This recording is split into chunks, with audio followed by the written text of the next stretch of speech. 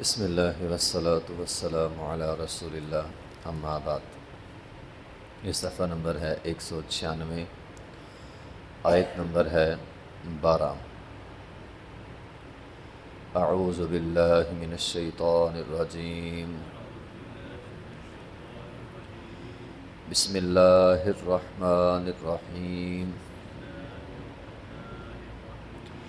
وَلَقَدْ أَخَذَ اللَّهُ مِيثَاقَ بَنِي إِسْرَائِيلَ وَبَعَثْنَا مِنْهُمُ اثْنَيْ عَشَرَ نَقِيبًا وَقَالَ اللَّهُ إِنِّي مَعَكُمْ لَئِنْ أَقَمْتُمُ الصَّلَاةَ وَآتَيْتُمُ الزَّكَاةَ وَآمَنْتُمْ بِرُسُلِي وَعَزَّرْتُمُوهُمْ وَأَقْرَضْتُمُ اللَّهَ قَرْضًا حَسَنًا لَأُكَفِّرَنَّ عَنْكُمْ سَيِّئَاتِكُمْ وَلَأُدْخِلَنَّكُمْ جَنَّاتٍ تَجْرِي مِن تَحْتِهَا الْأَنْهَارُ فَمَنْ كَفَرَ بَعْدَ ذَلِكَ مِنْكُمْ فَقَدْ ضَلَّ سَوَاءَ السَّبِيلِ۔ وَلَقَدْ أَخَذَ اللَّهُ، اور البتہ لیا اللہ تعالیٰ نے،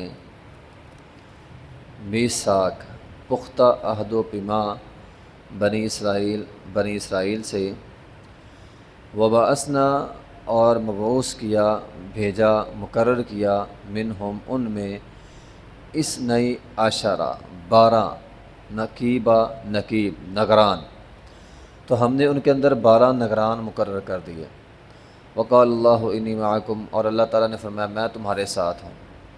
لئن اقمتم الصلاۃ، اگر تم نماز قائم کرو، وآتیتم الزکاۃ، زکوٰۃ ادا کرو، وآمنتم برسلی، میرے رسولوں پر ایمان لے آؤ، وعزرتموہم، اور میرے رسولوں کی مدد کرو، واقرضتم اللہ، اور اللہ کو قرض دو، قرضا حسنا، اچھا قرض، لأکفرن، تو البتہ ضرور میں معاف کر دوں گا، عنکم تم سے، سیئاتکم تمہارے گناہ، وَلَأُدْخِلَنَّكُمْ، اور البتہ ضرور میں تم کو داخل کروں گا، جنات باغات میں، تجری چلتی ہیں، من تحتها الانہار، اس کے نیچے سے نہریں، فمن کفر، پس جس نے کفر کیا، بعد ذالک، اس کے بعد، منکم تم میں سے، جو تم میں سے اس کے بعد کفر کرے گا، فقد ضل سواء السبیل، تو تحقیق وہ سیدھے راستے سے ہٹ گیا۔ وَلَقَدْ أَخَذَ اللَّهُ میثاق پختہ عہد و پیما کو کہتے ہیں۔ اگر ہم قرآن پہ غور کریں تو قرآن مجید میں اللہ تعالیٰ نے بنی اسرائیل سے بہت سارے عہد و پیما کیے ہیں۔ اگر ہم سب کو ملائیں تو یہ تقریباً 18 باتیں ہیں۔ 18 باتیں ہیں جن کا نام لے کر اللہ تعالیٰ نے بنی اسرائیل سے وعدہ کیا ہے کہ یہ کام کرنے۔ ان میں سے ایک ہے لا تعبدون الا اللہ، اللہ کی عبادت کرنی ہے۔ بنی اسرائیل سے وعدہ تھا اللہ کے علاوہ کسی اور کی عبادت نہیں کرنی۔ بالوالدین احسان، والدین کے ساتھ احسان کرنا ہے۔ وذی القربیٰ، قریبی رشتہ داروں کا خیال رکھنا ہے۔ والیتامیٰ، یتیموں کا۔ والمساکین، مسکینوں کا۔ وقولوا للناس حسنا، اللہ نے وعدہ لیا تھا کہ لوگوں کے ساتھ اچھی بات کہنے، غلط بات، ناجائز بات نہیں کہنے۔ واقیم الصلاۃ، نماز قائم کرنی ہے، زکوٰۃ ادا کرنی ہے۔ اور اسی طرح ایک ہے لا تسفکون دماءکم، آپس میں قتل و غارت نہیں کرنی، یہ اللہ نے بنی اسرائیل سے وعدہ لیا تھا۔ ولا تخرجون انفسکم من دیارکم، کمزوروں کو ان کے گھروں سے نہیں نکالنا، کسی کی جائیداد پہ، کسی کے مکان پہ، کسی کی زمین پہ ناجائز قبضہ نہیں کرنا، کسی کو اس کے گھر سے نہیں نکالنا۔ خذوا ما آتیناکم بقوہ، اللہ کے احکامات کو مضبوطی سے پکڑنا ہے۔ واسمعوا، بات سننی ہے، واطیعوا، اطاعت کرنی ہے۔ لَتُبَيِّنَنَّهُ لِلنَّاسِ، اور لوگوں کو جا کر حق بیان کرنا ہے، وَلَا تَكْتُمُونَ، کسی بات کو چھپانا نہیں ہے، آمنتم برسلی، رسولوں پر ایمان رکھنا ہے، رسولوں کی مدد کرنی ہے، اور اللہ کو قرض دینا ہے۔ یہ 18 چیزیں ہیں۔ تو فرمایا وَلَقَدْ أَخَذَ اللَّهُ مِيثَاقَ بَنِي اسرائیل، اللہ تعالیٰ نے بنی اسرائیل سے وعدہ لیا، وَبَعَثْنَا مِنْهُمُ اثْنَيْ عَشَرَ نَقِيبًا، نقیب کہتے ہیں نگران کو، تفشیشی ہوتا ہے نا، تھانے کے اندر تفشیشی ہوتا ہے، اس کو بھی نقیب کہتے ہیں۔ تو جو تفشیش کرنے والا ہو، جو نگرانی کرنے والا ہو، تو اللہ تعالیٰ نے ان کے اندر 12 نقیب مقرر کیے تھے۔ یہ 12 نقیب اس موقع پر بھی تھے جب انہوں نے کہا تھا نا کہ ہم تو رات کو نہیں مانتے، تو فرمایا لاؤ بندے جمع کرو سردار، تو وہ 40 بندے جمع کر لیے گئے، تو ان میں 12 سردار بنا دیے۔ اسی طرح جب انہوں نے کہا تھا نا ہمیں پانی ملے گا، پانی نہیں ہے، تو آپ موسیٰ علیہ السلام نے لاٹھی ماری، پانی نکل آیا، تو 12 چشمے بنا دیے۔ فرمایا یہ 12 چشمے ہیں، 12 چشموں کے 12 لوگ سردار ہیں، 12 لوگوں نے ان کا خیال رکھنا ہے۔ اور اسی طرح 12 لوگوں کی یہ ذمہ داری تھی کہ اپنے اپنے قبیلے کا خیال رکھنا ہے، کون اللہ کی بات مانتا ہے، کون نہیں مانتا، کون نماز پڑھتا ہے، کون نہیں پڑھتا۔ تو یہ آیت کریمہ دلیل ہے کہ عبادت کی پابندی کے لیے نگران مقرر کیا جا سکتا ہے۔ آپ کسی کو مقرر کر سکتے ہیں، ہاں بھی فلاں بندے کا خیال رکھنا ہے، نماز پڑھتا ہے کہ نہیں پڑھتا، نیکی کا کام بندہ کرتا ہے کہ نہیں کرتا، تو کسی کو نگرانی پہ مقرر کیا جا سکتا ہے عبادات کے معاملے میں۔ نبی علیہ الصلوۃ والسلام نے جب بیعت عقبہ ثانی پیچھے ہم پڑھ آئے ہیں، انصار کے ساتھ بیعت کی تھی کہ میری اطاعت کرنی ہے، پھر آپ مدینے گئے تھے، مدینہ جانے سے پہلے آپ نے 12 لوگوں کو مقرر کیا تھا کہ جاؤ، جا کے مدینے میں تم نے دعوت کا کام کرنا ہے، تبلیغ کا کام جو ہے وہ کرنا ہے۔ تو یہ نقیب نگرانی کرنے والے کو کہتے ہیں۔ وقال اللہ انی معکم، اللہ فرماتے ہیں میں تمہارے ساتھ ہوں۔ ایک تو اس کا معنی عام ہے، اللہ ہر کسی کے ساتھ ہے۔ اللہ قرآن میں فرماتے ہیں وَهُوَ مَعَكُمْ أَيْنَمَا كُنتُمْ، بندہ جہاں بھی ہوتا ہے اللہ ساتھ ہوتا ہے۔ یہ بات انسان کو سمجھ لینی چاہیے، اللہ ہمارے ساتھ ہے۔ جب اللہ ساتھ ہے تو پھر کسی کی کیا ضرورت ہے، اللہ ہمارے ساتھ ہے۔ ایک معیت خاص ہوتی ہے، ان اللہ، مثال کے طور پر ان اللہ مع الصابرین، اللہ صبر کرنے والوں کے ساتھ ہوتا ہے۔ ان اللہ مع الذین اتقوا، اللہ تقوی والوں کے ساتھ ہوتا ہے۔ نبی علیہ الصلوۃ والسلام ابوبکر کے ساتھ غار میں پھنس گئے، مشرکین اوپر کھڑے ہو گئے، کہا ابوبکر پریشان نہیں ہونا، اللہ ہمارے ساتھ ہے۔ تو اللہ ساتھ ہوتا ہے، کن کے ساتھ ہوتا ہے؟ یہاں 5 باتیں ہیں۔ فرمایا یہ 5 کام ویسے تو حکم بنی اسرائیل کے لیے ہے، لیکن اگر ہم عمل کریں تو اللہ ہمارے ساتھ ہے۔ ایک، لئن اقمتم الصلاۃ، نماز قائم کرنی ہے، زکوٰۃ دینی ہے، نمبر 2، نمبر 3 رسولوں پر ایمان لانا ہے، نمبر 4 رسولوں کی مدد کرنی ہے، نمبر 5 اللہ کو قرض دینا ہے۔ تو ان میں سے پہلی بات نماز، نمازی کے ساتھ اللہ ہے، نمازی کے ساتھ اللہ ہے۔ پھر وہ حدیث قدسی ساتھ ملائیں تو اللہ نمازی کا ہاتھ بن جاتا ہے، نمازی کا کان بن جاتا ہے، نمازی کے اعضاء بن جاتا ہے، جن کے ساتھ وہ ہدایت کے راستے پر چلتا ہے۔ تو نمازی اللہ کا ولی ہے، اور اللہ تعالیٰ کیا فرماتے ہیں، جس نے میرے کسی ولی کو تنگ کیا گویا اس نے اللہ کو پریشان کیا، اللہ اس کے ساتھ اعلان جنگ کرتا ہے۔ فقط آذنتموہ، اللہ اعلان جنگ کرتا ہے اس کے ساتھ۔ اس لیے نمازی بندے کے ساتھ اللہ ہوتا ہے۔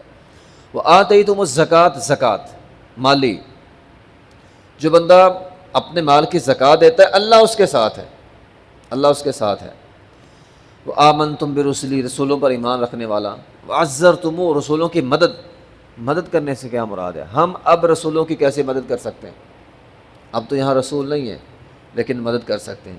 مدد سے مراد رسولوں کا جو مقصد تھا اس کو آگے پہنچانا۔ تو دین کی دعوت کا کام جو بھی بندہ کرے گا اس کے ساتھ اللہ ہوتا ہے۔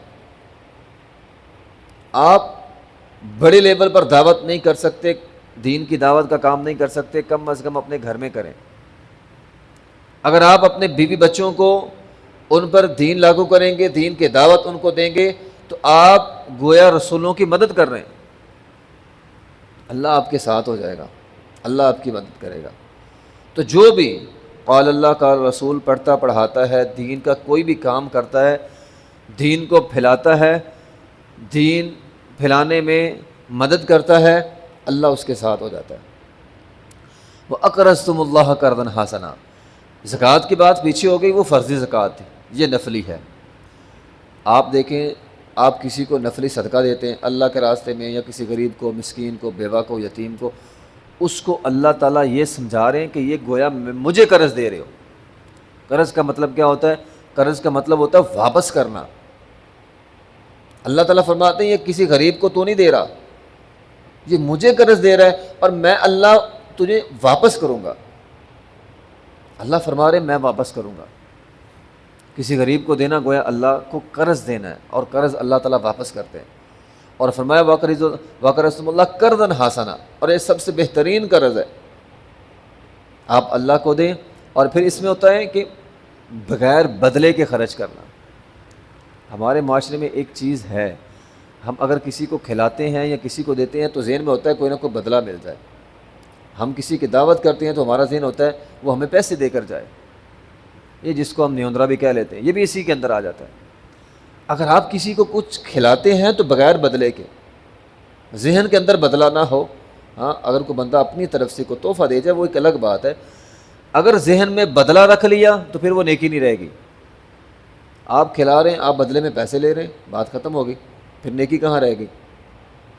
نیکی تو یہ ہے کہ آپ بغیر کسی بدلے کے کسی غریب کو، مسکین کو، کسی کو بھی بغیر کسی بدلے کی نیت کے، ہاں وہ اپنی طرف سے کوئی بدلہ دے دے وہ الگ بات ہے، لیکن نیت کے بغیر آپ کسی کو دیں۔ قرآن میں آتا ہے نا لا نرید منکم جزاء ولا شکورا، یہ اصل میں اللہ کو قرض دینا ہوتا ہے۔